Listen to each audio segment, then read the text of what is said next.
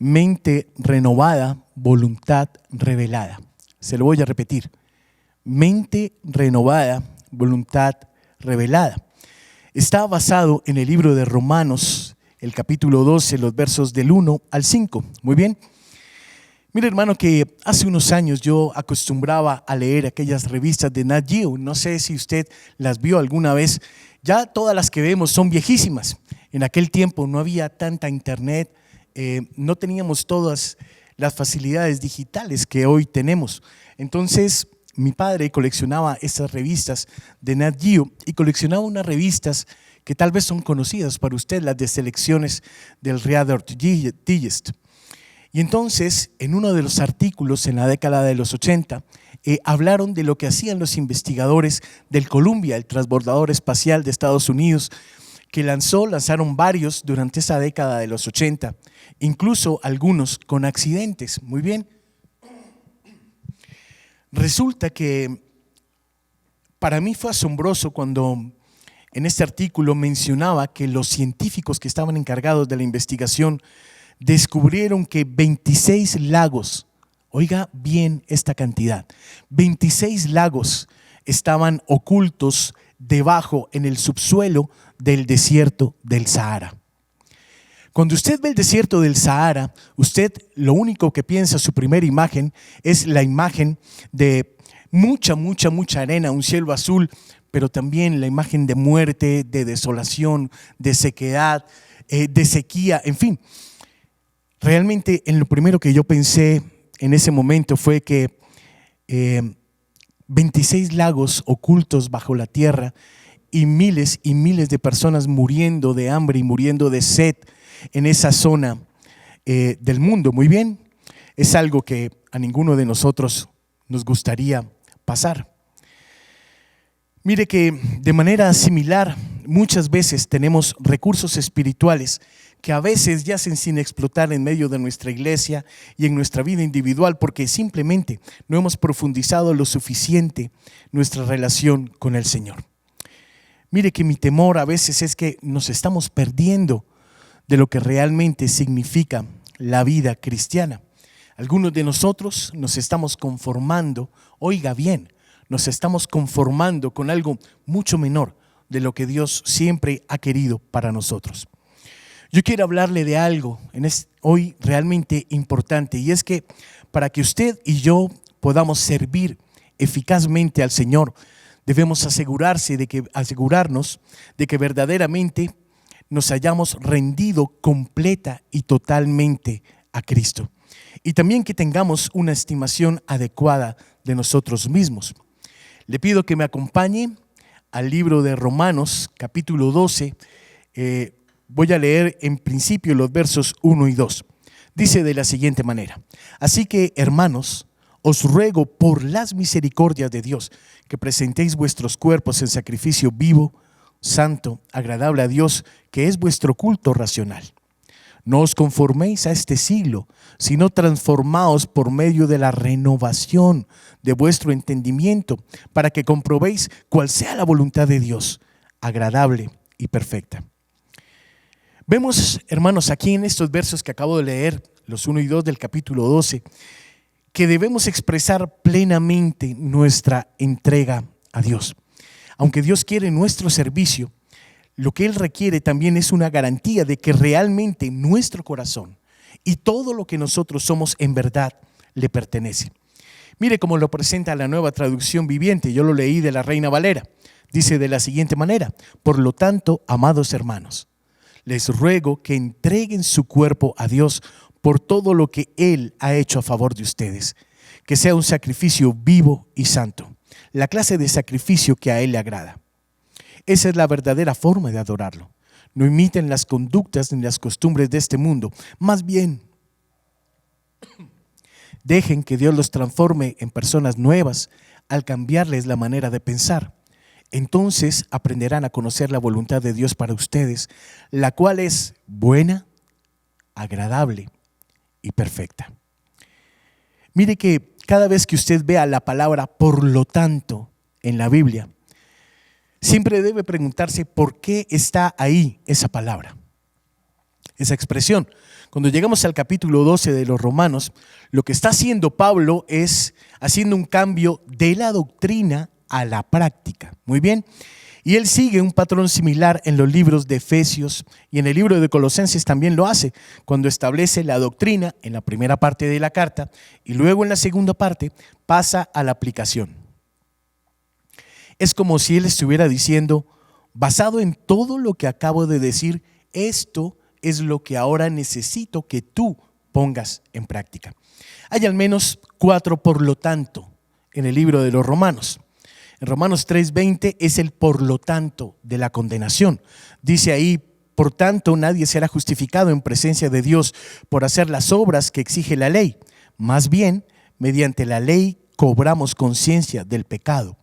En Romanos 5:1 es el por lo tanto de la justificación. Dice, por lo tanto, ya que fuimos hechos a los ojos de Dios por medio de la fe, tenemos paz con Dios gracias a lo que Jesucristo nuestro Señor hizo por nosotros.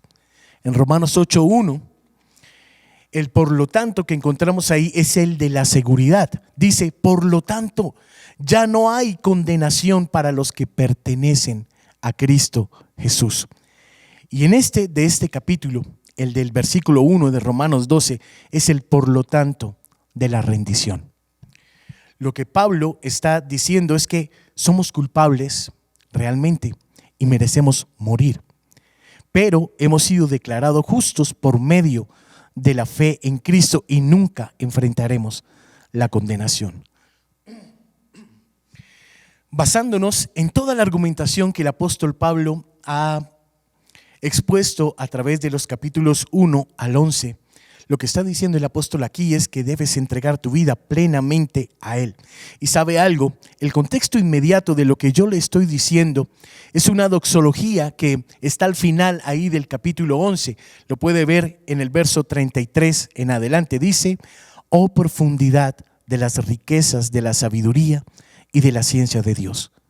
Cuán insondables son sus juicios e inescrutables sus caminos. Porque ¿quién entendió la mente del Señor? ¿O quién fue su consejero? ¿O quién le dio al primero para que le fuese recompensado? Porque de Él y por Él y para Él son hechas todas las cosas. A Él sea la gloria por los siglos. Amén. Basándose entonces en todo lo que Dios ha hecho, Pablo dice, os ruego. Si usted mira la primera parte ahí en el verso 1, está diciendo, así que hermanos, os ruego. Es lo primero que el apóstol Pablo dice. En otras versiones también dice, les exhorto, os exhorto. Mire que a pesar de que Pablo hubiera podido usar una orden aquí, no lo está haciendo de una manera imperativa o impositiva. Lo que está haciendo aquí es una petición, es una apelación. Él hace algo similar en Efesios, el capítulo 4, el verso 1, dice, os ruego que andéis como es digno de la vocación con la que fuisteis llamados. Esta expresión en nuestro texto es simplemente una invitación. Lo siguiente que yo quiero que usted observe es que Pablo se refiere a ellos como hermanos. No les está diciendo ustedes, no es un apelativo lejano. Él les está diciendo, os ruego, hermanos. ¿Sabes qué indica esto? Esto indica su afecto por cada uno de esos miembros de la familia de Dios. Pablo le está rogando a los creyentes. No le está pidiendo nada a los incrédulos. Está hablando aquí con los creyentes que hagan algo que aún no se ha hecho. Y luego esa súplica que él hace, os ruego hermanos, la hace por las misericordias de Dios, por la multitud de las misericordias de Dios. Y yo quiero que usted comprenda algo con toda claridad. No es que Dios sea misericordioso una vez más. Lo que está diciendo el pasaje aquí es que Dios es misericordioso una y otra y otra y otra vez todo el tiempo. Por eso la palabra de Dios dice que las misericordias del Señor son nuevas cada mañana. Dice la palabra que Dios está constantemente lleno, oiga bien, lleno de misericordia. No sé si usted ha oído hablar de Juan Calvino. uno de los grandes reformadores. Juan dijo una vez que nunca adoraremos, abro comillas, nunca adoraremos con un corazón sincero, ni serviremos a Dios con un celo desenfrenado hasta que por fin comprendamos completamente cuán grande es la deuda que tenemos con Él por todas las misericordias que tiene en todos los tiempos. Dios nos ha demostrado tanta misericordia que sencillamente no podemos evitar responder entregando plenamente nuestra vida a Él. Mira, hermano, que es interesante que Pablo en este pasaje, él no dice por la gracia de Dios, no. Él está centrándose en la misericordia. ¿Por qué hace esto? La gracia de Dios se demuestra cuando obtenemos lo que no merecemos. Pero su misericordia es lo que nos impide obtener lo que realmente merecemos. En Miqueas 7, verso 18 dice, ¿qué Dios como tú? Escuche bien la ternura de esa expresión. ¿Qué Dios como tú, que perdonas la maldad, que olvidas el pecado del remanente de su heredad? No retuvo para siempre su enojo. ¿Por qué? La parte final dice, porque se deleita en misericordia. Así que cada vez que Dios tiene misericordia de usted y de mí, Él está deleitándose, porque la misericordia es uno de los grandes actos de amor del Señor. Muy bien. Este pequeño pasaje me recuerda la historia de un hombre que alguna vez entró muy malhumorado a un estudio fotográfico. Él venía con esa cara de bravo y simplemente venía a hacer un reclamo. Entonces, cuando llegó donde el dueño del estudio, él manoteó fuertemente ahí en el escritorio y le dijo, mire, ¿sabe qué, señor? Estas fotos no le hacen justicia a mi apariencia. Y entonces el fotógrafo se quedó mirándolo detenidamente y pues él no sabía cómo responderle. Muy bien. Entonces trató de ser lo más diplomático posible y le dijo, señor, me da una pena inmensa decirle lo que le voy a decir, pero es que con una cara como la que usted tiene, usted no requiere justicia, usted lo que necesita es misericordia. Fue lo que le dijo el fotógrafo, un poco alzado ese señor, ¿no? Entonces, lo que quiero expresarle, hermano, es que aunque usted se vea bien en las fotos, hay veces que nosotros pedimos justicia sobre tantas situaciones de nuestra vida, cuando en realidad no nos hemos examinado nunca detenidamente a la luz de lo que habla la palabra y a la luz del Espíritu Santo, y nunca nos damos cuenta de lo que en verdad necesitamos, es misericordia de parte del Señor. Muy bien, la palabra dice en Lamentaciones, capítulo 3, verso 22, por la misericordia de Dios no hemos sido consumidos.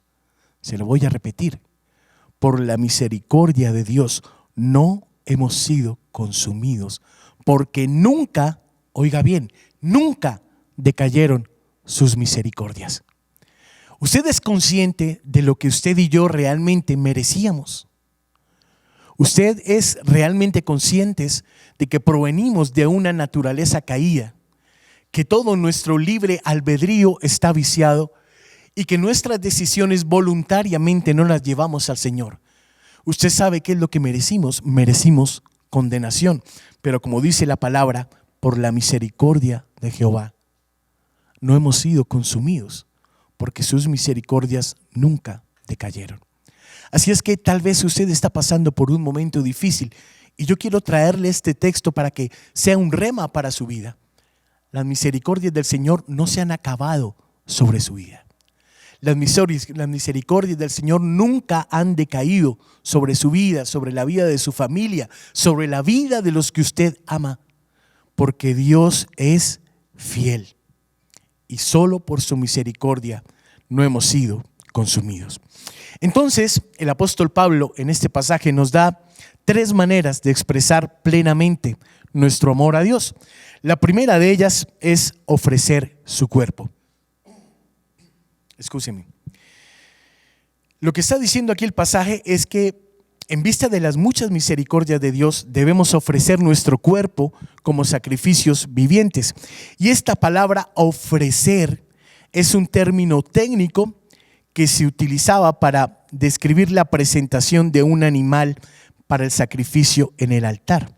Entonces, esa palabra ofrecer, tal y como está escrita en el original griego, significa presentar de una vez por todas. Usted y yo sabemos que en el Antiguo Testamento la adoración incluía un sacrificio. El animal vivo era llevado al sacerdote y el dueño colocaba las manos sobre el animal para decir simbólicamente: este animal toma mi lugar. Entonces el animal era asesinado, sacrificado, y la sangre era rociada sobre el altar. Esta idea de un sacrificio vivo del que habla Pablo realmente debe haber sido toda una novedad para los judíos, porque ellos estaban acostumbrados a sacrificios de animales, ya habían perdido su vida.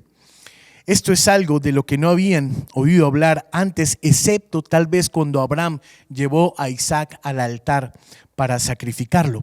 Ellos estaban acostumbrados a ofrecer sacrificios muertos. Una vez que se ofrece un sacrificio a Dios, usted y yo no podemos devolverlo, y ellos tampoco podían hacerlo. Cuando estamos llamados a presentar nuestros cuerpos al Señor, se nos exhorta a ofrecerle nuestro ser de una manera completa, total y absoluta. Tú no le ofreces un pedacito, no le ofreces una parte, no le ofreces un trozo. ¿Sabes por qué? Porque Dios no quiere ser una parte de nuestras vidas.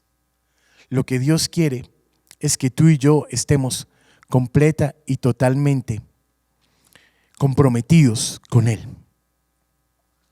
Hay un predicador que leo muchísimo, es Charles Spurgeon. Usted y yo lo conocemos. Y en una de sus anécdotas cuenta la historia de un niño que vino a su iglesia un día frío de invierno para refugiarse de la nieve que caía. Había estado tratando este niño de vender periódicos. Era uno de estos niños en la calle que era voceador. Nosotros los hemos visto en nuestras calles. Ya no se ven los periódicos en la calle, pero cuando yo era pequeño sí se veían. No vaya usted a pensar que yo vivía en la época de Spurgeon. Muy bien. El caso es que el niño había estado intentando vender periódicos y no había podido. Entonces no había pasado ni un solo cliente, porque nevando, al igual que ahora, nadie sale de sus casas. Entonces el niño llegó a la iglesia y se fue a la parte de atrás de la iglesia buscando un poco de calor, un poco de refugio. Tal vez este niño no había dormido, pero en medio de que él llegó a la iglesia, él comenzó a escuchar el sermón del pastor. Y acabó el sermón y de pronto llegó el momento de la ofrenda. Y cuando llegó el momento de la ofrenda, comenzaron a pasar una canasta. En ese tiempo no se manejaba el alfolí como lo pasamos ahora, o como tenemos acá un pequeño baúl donde usted viene a depositar sus diezmos y sus ofrendas. En ese tiempo pasaban un canasto y lo pasaban a lo largo y a lo ancho de la congregación, persona a persona. Y entonces el que iba queriendo iba ofrendando ahí. Total es que el canasto llegó allá a la parte de atrás donde estaba este niño, y de pronto vieron que el canasto ya no circulaba, y todo el mundo comenzó a mirar hacia atrás a ver qué era lo que estaba pasando. Y el pastor caminó lentamente por medio de su congregación hasta donde estaba este niño, y este niño había puesto ahí el canasto al lado de él en el piso y estaba intentando meterse en el canasto. Y entonces el pastor le preguntó por qué estaba haciendo eso. Y los ojos de este niño se llenaron de lágrimas y le dijo: si Jesús, pastor, dio su vida por mí, entonces yo vengo a dar mi vida por Él. Mire que las personas que no tienen nada que dar más que a sí mismos, esos son los que son capaces de entregar el mayor don de todos, su propia vida. Como este niño, nosotros con esa misma gratitud, con esa misma ternura, tenemos que ser capaces de entregar nuestra vida al Señor. Él no tenía dinero, él no tenía nada aparentemente de valor, como tal vez muchas de las personas que estaban ahí, pero ¿sabe algo? Él se metió en el canasto para entregar su vida a Dios. Y lo hizo con tal sinceridad, con tal entrega, con tal amor, con tal ternura. No me imagino lo que sintió el pastor Charles, porque no lo dice la ilustración muy bien. Pero lo que Pablo continúa diciendo aquí es que nuestra ofrenda de vida debe ser santa y debe ser agradable al Señor. Usted y yo sabemos que en el Antiguo Testamento las ofrendas no podían tener mancha, no podían tener defecto, porque eran rechazadas, muy bien. Así es que de esa misma manera usted y yo debemos ofrecer al Señor lo mejor que podamos. Y cuando le demos lo mejor de nosotros, oiga bien, cuando le demos lo mejor, solo lo mejor de nosotros, en ese momento esa ofrenda será agradable para el Rey al que servimos. Hay personas en medio de las iglesias, de los ministerios, con grandes dones y talentos. Hay personas a los que el Señor ha bendecido de una manera tan especial, con talentos hermosos para la expansión del reino, pero nunca lo entregan todo. Son personas a las que no les gusta enseñar, son personas a las que les gusta hacer ellos todos solos, son personas a las que ponen prioridades, otras prioridades antes que el servicio al Señor. Y sabe algo, con todo respeto, le digo que eso que usted está haciendo, poniendo prioridades antes que su servicio al Señor, el Señor lo está viendo, ¿sí? El Señor que entregó su vida por usted sin pensarlo dos veces, sin anteponer nada, sino su amor por usted. Ese es el Señor al que usted está dejando en segundo lugar. Muy bien. Prosigo. Entonces, nuestro acto espiritual de adoración no es solo lo que venimos a hacer aquí los domingos en la mañana, lo que acabamos de hacer, entonar unos cánticos para el Señor. No. La verdadera adoración, querido hermano, se presenta,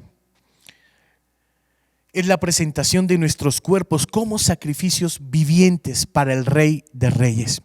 Es la presión de nuestras vidas santas y agradables. Ese es el verdadero sacrificio que el Señor está demandando. Entonces vimos lo primero, ofrezca su cuerpo. Muy bien. Lo segundo de lo que le quiero hablar es de que ofrezca su mente. El versículo 1 lo que está exigiendo aquí es el compromiso de rendirnos completa y totalmente, pero el versículo 2 nos dice cómo podemos mantener ese compromiso, y es renovando nuestra mente y no siguiendo la moda y el modelo del mundo. Hace unos meses nuestro pastor predicaba sobre esto, la forma del mundo. Y una de las cosas que él decía es que la lógica del mundo se basa en el egoísmo, en que solo importo yo, solo importo lo que yo quiero, solo importa mi parecer, solo importa mi opinión, solo importa lo que yo deseo. Y pocas veces lo que el Señor desea, no importa bajo cuánta piedad usted lo disfrace. Lo que este versículo nos está indicando, el verso 2, es que debemos dejar de conformarnos. Dice ahí, no se conformen a este mundo. ¿Y sabe por qué está diciendo el apóstol Pablo esto? Cuando dice no se conformen, pues hermanos, es porque nos estamos conformando a esto. Eso es lo que estamos haciendo. Si usted se toma en serio la entrega plena al Señor Jesús, usted debe centrarse en ser transformado. Se lo voy a repetir. Si usted se toma en serio la entrega plena a Cristo, toda su vida debe estar centrada en ser transformado y no conformarse a las cosas que usted y yo sabemos que el mundo valora. Aquello que controla su mente es lo que maneja toda su conducta.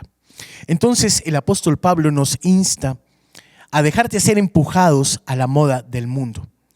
Y hay veces que estamos tan conformados al mundo que hay poca diferencia notable entre cristianos y no cristianos. Para mí es muy triste decirlo, hermano, pero desafortunadamente conozco muchos casos y casos cercanos. Un conformista lo que hace es que tiene miedo de ser diferente y siente la necesidad de ser igual que los demás. ¿Se supone entonces que un cristiano debe ser uno de estos camaleones? Que cuando está con aquellos soy de una manera, cuando está con otros soy de otra manera, cuando estoy con mis amigos del colegio, de la universidad o los amigos del grupito me comporto de una manera, pero por fuera soy de otra manera. Nosotros no estamos hechos, no fuimos diseñados para ser un camaleón. Algunos de ustedes en este momento están enfrentando tentaciones fuertes. Posiblemente usted se sienta a sí mismo arrastrado para conformarse, para ir acorde con la forma de sus amigos que lo están guiando. Yo lo invito a que no se rinda. Desafortunadamente, algunos de nosotros hemos interiorizado tanto los valores y las modas del mundo que ya no nos damos cuenta que las tenemos adentro de nosotros. Permítame ilustrarlo de esta manera. Es como cuando usted entra a un teatro oscuro en pleno mediodía. La primera vez que usted entra a la sala, todo está muy oscuro, pero después de un pequeño tiempo, usted comienza a distinguir claramente las formas y sus ojos se acostumbran a esa oscuridad. Claro, se acostumbran hasta que usted vuelve a salir a la luz del día. Y muchos de ustedes, hermanos, están en una situación similar el día de hoy. Si usted pasa suficiente tiempo conformándose al mundo, usted se va a acostumbrar tanto a esa oscuridad que va a creer que esa oscuridad es normal. La palabra transformado aquí en el texto en mención se refiere a un cambio interno, ¿sabe? Obtenemos esa palabra metamorfosis de esa palabra griega. Una metamorfosis no es algo que nosotros podamos hacer por nuestra cuenta.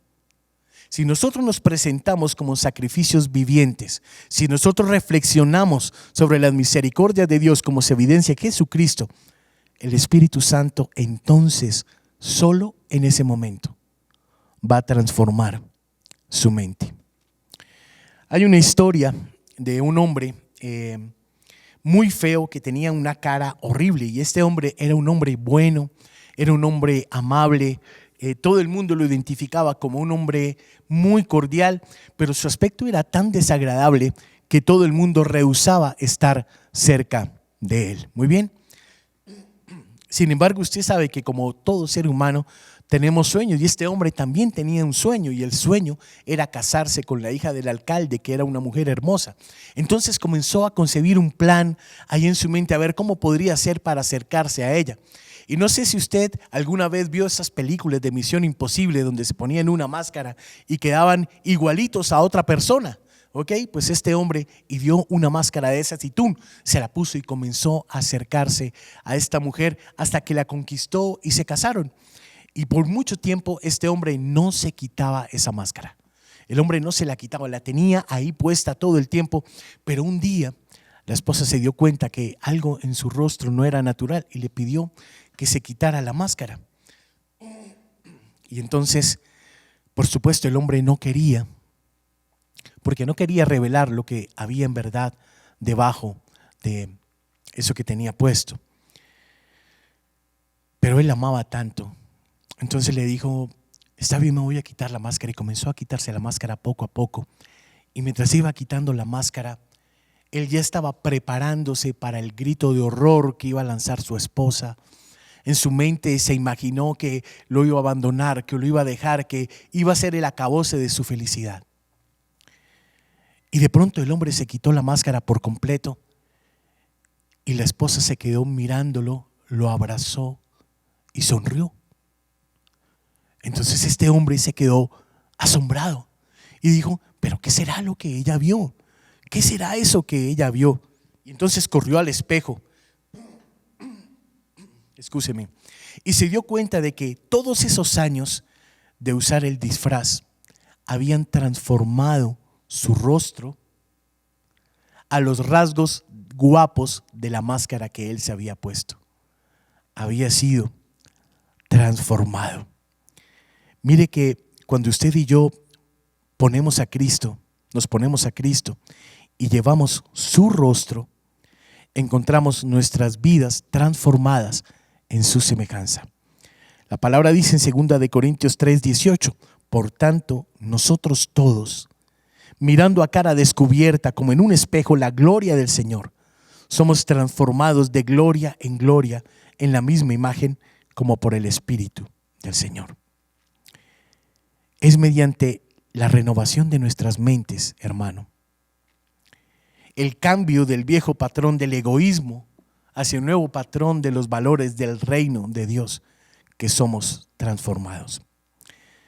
Ahí en Romanos 12:2 le voy a leer como dice la nueva traducción viviente. Dice: no imiten las conductas ni las costumbres de este mundo, más bien dejen que Dios los transforme en personas nuevas al cambiarles su manera de pensar. Y sigue diciendo: entonces aprenderán a conocer la voluntad de Dios para ustedes, la cual es buena, agradable y perfecta. Ahí entiende usted entonces la segunda parte de este título, el título de este mensaje: mente renovada, voluntad revelada. Mente renovada, voluntad revelada. Porque solo cuando usted acomete este proceso de ser transformado por el Señor, por el poder del Espíritu Santo, solo en ese momento usted en verdad va a poder conocer, como lo dice la palabra, cuál es la buena, agradable y perfecta voluntad de Dios. Entonces hemos visto hasta aquí dos cosas. Lo primero, ofrecer su cuerpo. Lo segundo, ofrecer su voluntad al Rey de Reyes. Lo segundo, ofrecer su mente, excúseme. Y lo tercero que vamos a ver en esta mañana es ofrecer su voluntad. Fíjese en la última parte del verso 2, para que comprobéis cuál sea la voluntad de Dios agradable y perfecta. La nueva traducción viviente dice: entonces aprenderán a conocer la voluntad de Dios para ustedes, la cual es buena, agradable y perfecta. ¿Sabe algo? Dios no está para obligarnos. Esto es algo que tiene que ser completa y totalmente voluntario. Dios no domina nuestras voluntades, pero nos permite elegir su voluntad. Cuando usted y yo hemos nacido de nuevo para el Señor Jesucristo, en ese mismo momento nuestra mente comenzó a ser renovada, cambiada y transformada conforme a la imagen del Señor Jesús. Y cuando eso sucede, lo único que usted quiere es parecerse al Rey de Reyes que lo salvó y lo ha llamado a su servicio. Muy bien. Sin embargo, no sirve de nada sentarse a esperar que se nos revele la voluntad de Dios. Mire que ahí lo que está diciendo la palabra es un verbo activo: comprobéis, para que comprobéis. Nosotros, usted y yo, aprendemos cuál es la voluntad del Señor, pero aprendemos haciendo, actuando. Cuando usted se pregunte cuál es la voluntad de Dios para su vida, el primer lugar en donde debe comenzar a buscar es aquí, en Romanos capítulo 12, versos 1 al 2. Hasta que usted no le ofrezca su cuerpo, hasta que usted no le ofrezca su mente y su voluntad, entonces, querido hermano, jamás va a entender cuál es su buena, agradable y perfecta voluntad. Porque nosotros como seres humanos tendemos a centrar la voluntad de Dios en nuestra ocupación, tendemos a centrar la voluntad de Dios en nuestra situación particular, lo que está pasando en este momento. Pero ¿sabe algo? Dios va mucho más allá. Él no solo está interesado en la situación que usted está pasando, es verdad, pero lo que realmente le interesa a Él es que su mente, su cuerpo, su voluntad sean totalmente transformadas, y entonces solo ahí le va a ser revelada cuál es la voluntad del Señor. Yo le hago una pregunta, hermano, con toda honestidad y franqueza. Dígame si alguna vez usted verdaderamente se ha presentado delante de Él total, absoluta y completamente rendido. ¿Alguna vez usted se ha presentado delante del Señor dejando a un lado sus dones, sus títulos, dejando a un lado todo aquello que representa el ego? ¿Alguna vez ha hecho eso delante de su Señor? Posiblemente no. Lo siguiente de lo que le quiero hablar, lo cuarto, es que es necesario que nosotros tengamos una estimación adecuada de nosotros mismos. La manera de conocer la voluntad del Señor también implica tener una estimación correcta. Mire lo que dice los versículos 3 al 5. Dice de la siguiente manera: digo pues, por la gracia que me es dada, a cada cual que está entre vosotros, que no tenga más alto concepto de sí que el que debe tener, sino que piense de sí con cordura, conforme a la medida de fe que Dios repartió a cada uno. Porque de la manera que en un cuerpo tenemos muchos miembros, pero no todos los miembros tienen la misma función, así nosotros, siendo muchos, somos un cuerpo en Cristo y todos miembros los unos de los otros. Querido hermano y amigo que me está escuchando, ¿alguna vez usted se ha sentado en intimidad con el Espíritu Santo para que Él le muestre, para que Él le permita discernir quién es en verdad usted? ¿Alguna vez usted le ha dicho al Espíritu Santo: déjame mirar hacia adentro de mí, no lo que los demás ven? Déjame mirar toda la porquería que tengo adentro, todo lo malo, toda la maldad que está dentro de mí. Déjame mirar todas aquellas cosas que solo yo conozco y nadie más conoce. Todas aquellas cosas que intento ocultarle a todo el mundo. Porque cuando usted se presenta delante de alguien, siempre presenta su mejor cara. Usted presenta su mejor sonrisa, la mejor amabilidad, toda la queridura de la que somos capaces.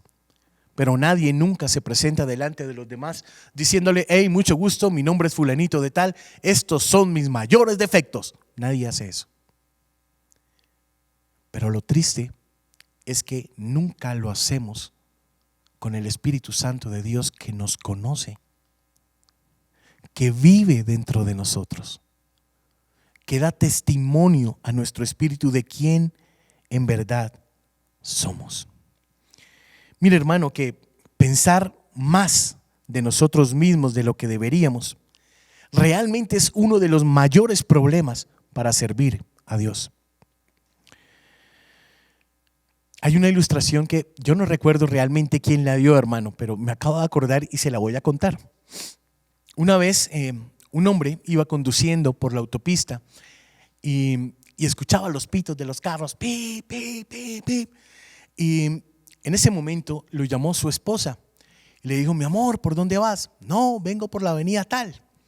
Y entonces le dice la esposa a este hombre: mi amor, están mostrando aquí en la televisión un hombre que va en contravía ahí por la misma vía por la que tú vas. Y entonces el hombre dice: un hombre en contravía, son un montón, son cientos de carros los que están en contravía. Este hombre no podía reconocer que él era el que iba en contravía. Él mismo era el que iba en contravía, pero le estaba echando la culpa a todos los demás.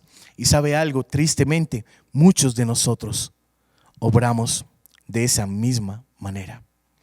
¿Alguna vez, hermano, usted ha estado cerca de un individuo que siempre piensa que tiene la razón? Hermano, eso es algo tremendamente irritante. Y también es muy triste, porque ese tipo de personas precisamente abundan en medio de las autoridades, no solo del mundo, sino también de nuestras iglesias. Las iglesias aquí en Colombia, las iglesias en América Latina, abundan ese tipo de personas. Son el tipo de personas que nunca reciben un consejo. Son el tipo de personas que creen que es mejor hacerlo todos solos porque ellos lo hacen mejor, o porque piensan que si ellos no están nada sale bien. Yo le pregunto, ¿usted pertenece a este grupo? Porque si usted pertenece a este grupo, querido amigo, su autoestima necesita mucho trabajo de parte del Señor. La correcta medida de la estima deje que sea puesta por el Señor. No sea usted el que la coloca.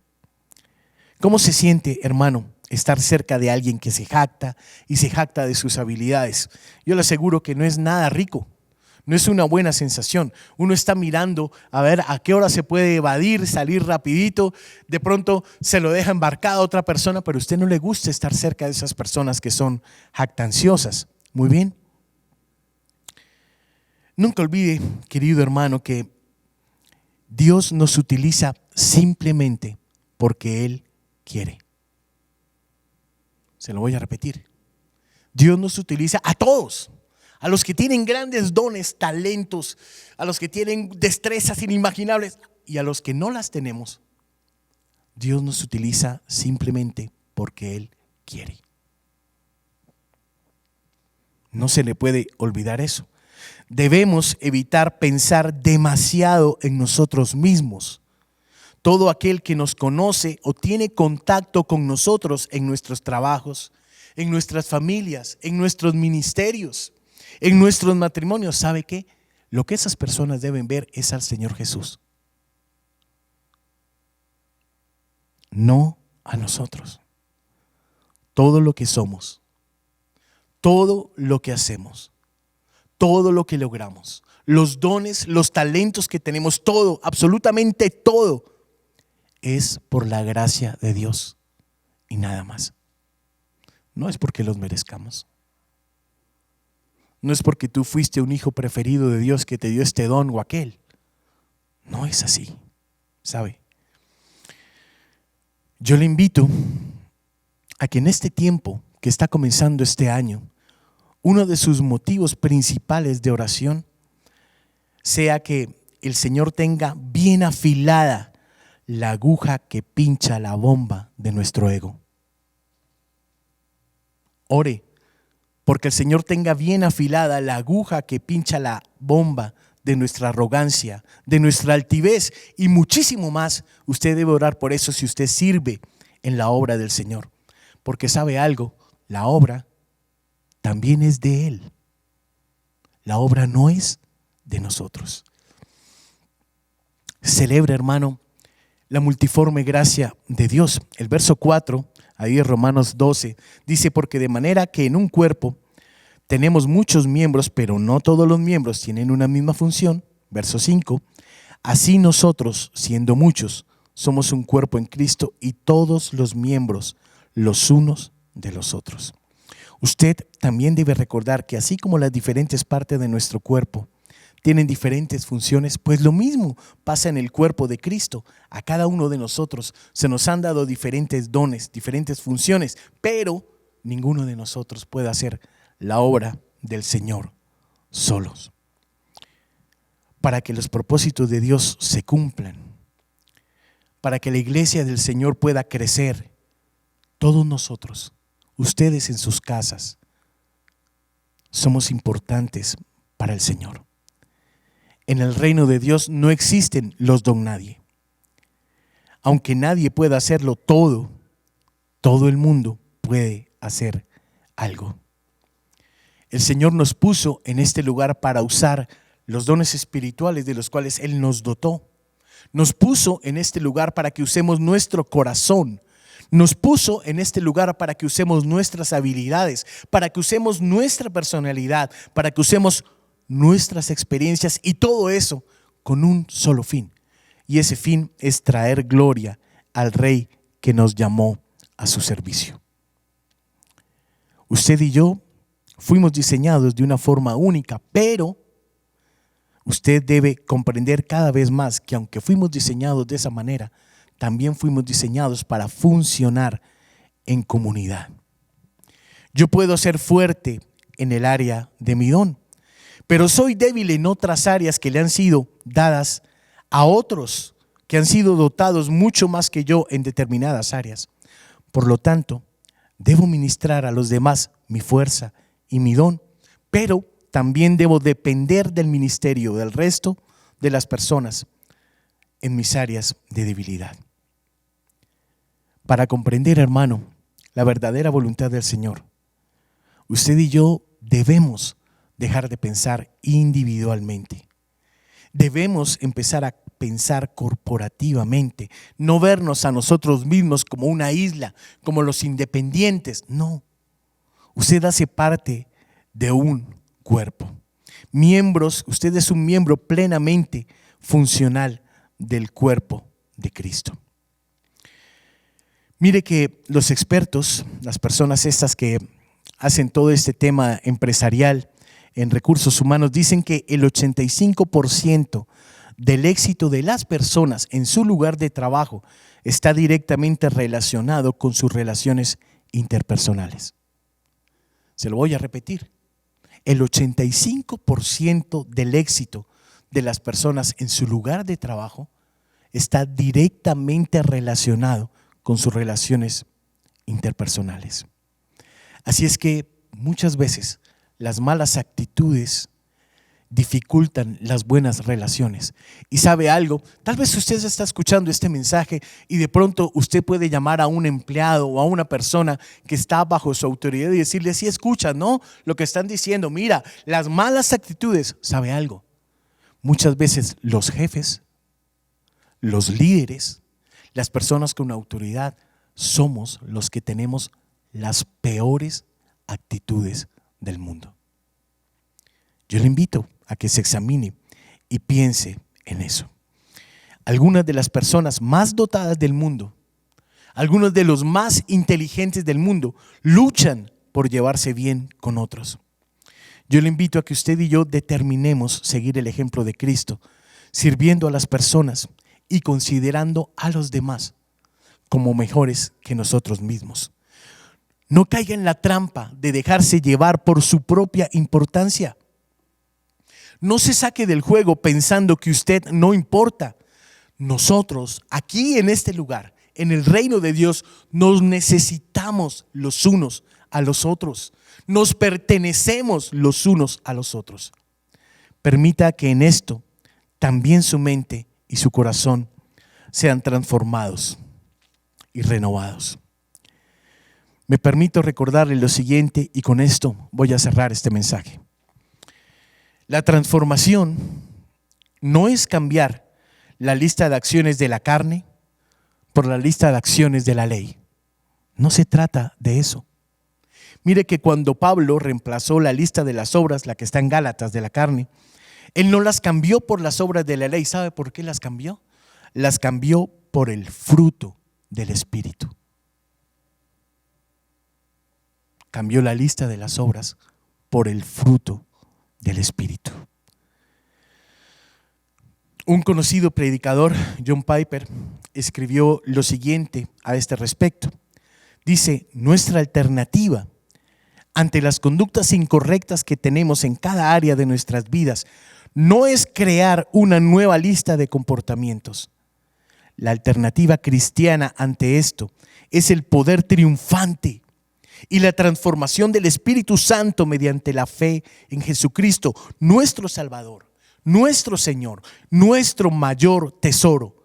Dios nos hizo suficientes como ministros de un nuevo pacto, no de letra, sino del Espíritu, porque la letra mata, pero el Espíritu da vida. Eso está en 2 Corintios, capítulo 3, verso 6. De modo que la transformación, querido hermano, es un profundo cambio interno. Necesitamos, usted y yo, renovar por completo nuestra mente y nuestro entendimiento para que podamos ser transformados y la voluntad de Cristo Jesús pueda ser revelada en nuestras vidas. Voy a pedirle por favor que cierre sus ojos en donde está. Amado Señor, quiero darte gracias por esta palabra que me has permitido traer en esta mañana, Señor. Cuando la estaba preparando, papá, no estaba seguro si verdaderamente era esto de lo que tú querías hablar, Señor. Pero creo que todos nosotros, Señor, cada día que maduramos en la relación que tenemos contigo, lo único que queremos conocer es cuál es tu perfecta, tu buena y agradable voluntad. Oro, Señor, para que en este tiempo, cada uno de los que me está escuchando papá, simplemente pueda examinarse a sí mismo delante de ti, Señor. No que lo examinen los otros, Señor. No que los otros le digan, Señor, sino que simplemente pueda ser, Padre, examinado por tu Santo Espíritu, y sea tu Santo Espíritu el que le pueda mostrar qué es aquello que necesita cambiar para entregar su cuerpo en sacrificio vivo. ¿Qué es aquello que necesita cambiar en su mente, renovarlo? ¿Qué es aquello en lo que tú deseas transformarlo cada día de su vida? Porque este es un proceso que nunca va a culminar hasta el día que nos llames a tu presencia, Dios. Permite, Rey de Gloria, que tu voluntad buena, agradable y perfecta sea revelada sobre la vida de todos aquellos que están escuchando en esta hora. En tu nombre hemos orado, mi Rey. Amén y amén.